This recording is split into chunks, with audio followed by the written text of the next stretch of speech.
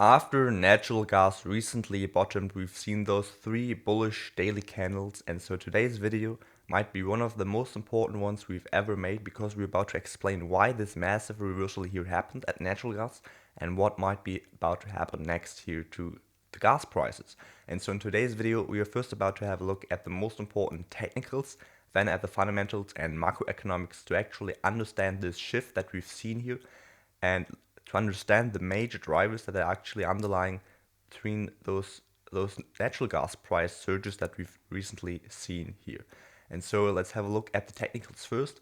From the technicals, we have obviously seen this bullish channel that we've been in.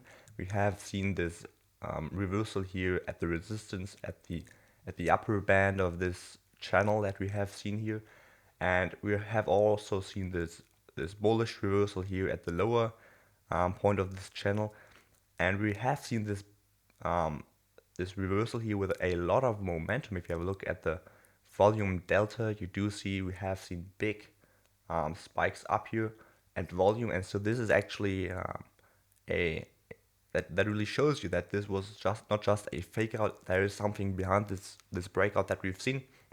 We have broken through all of those resistance levels here, and we're currently heading upwards without any breaking points. And so why this actually happened is a question that you can only answer by having a look at the broader economic cycles, by having a look at the underlying drivers of natural gas. And so let's have a look at exactly those. By the way, if you like this approach of taking a look at the past cycles and learn from them, please make sure to subscribe to our channel and like the video so you don't miss future update videos, and also prepare for the upcoming crash that might be happening in the next few weeks, months, who knows. But let's have a look at the weekly here at natural gas. You do see that the last few big macro crashes, the 2020 crash, Corona crash, and the 2008 crash, they have coincided to a bearish crash also here at natural gas. It was always a deflationary crash. We have seen the PMI also contract here, and we have seen interesting things happening to the gold to silver ratio. The gold to silver ratio is also always really interesting to understand the market sentiment.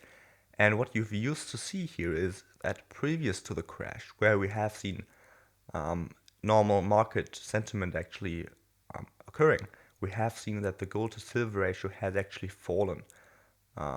Here not so significant, but here in 2020 it has been even more visible. And then actually, when we had this top in, we had this reversal from this bearish to this bullish trend here at the gold to silver ratio.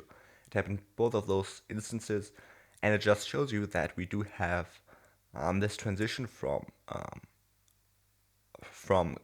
silver actually being stronger than gold to this transition to gold being stronger than silver. And obviously silver is this asset that is more interesting in times of crises, but you have actually seen metals crash as well. And so this was just basically, in other words, that silver has been crashing harder than gold. Now, anyway, you do see those things happening at the crisis. You do currently see similar developments as well. You do see the gold to silver ratio having this bearish trend for quite a while now, and this is one of the indicators that we like to use actually at cross to understand whether we're about to see a crisis. Because when this indicator is actually about to reverse to the upside again, this is one of the signals for a bigger macro crash, and we do see first signs of that in fact happening.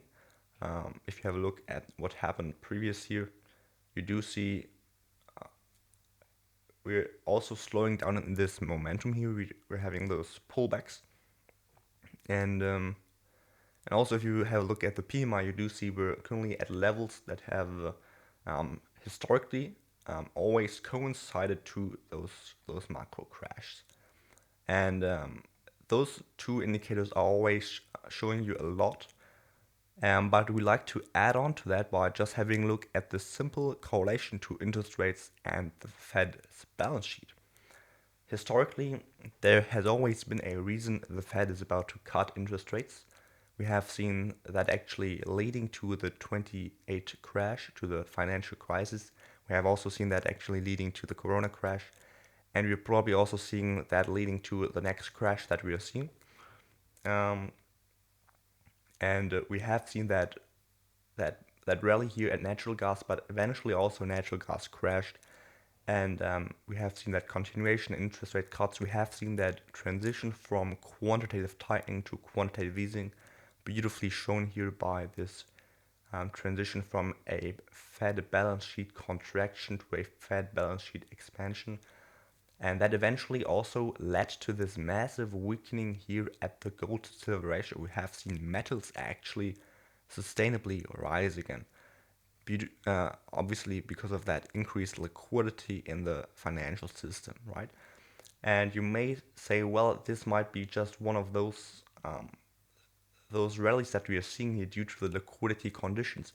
But in fact, we have actually seen tightened liquidity, and this just might be this falling gold to silver ratio rally that we used to see previous to those crashes. And so, for a recovery, this rally should also be even bigger. It is necessarily bigger, and that will probably also lead to a big devaluation of the dollar again. Um, um, but the most important point of this video is just to tell you that we are historically seen, if you just have a look at the evidence from this chart here, you do see similar indicators, or the same indicators actually show similar results and points in time that you have also seen during or shortly before those crashes that we've just assessed. And so this is in fact really, really important to understand. And we have also made numerous videos about the situation that we're currently in. So please check those out to actually understand this current scenario even better. Yeah, I think that summed up quite well. We do believe this can actually continue here at natural gas.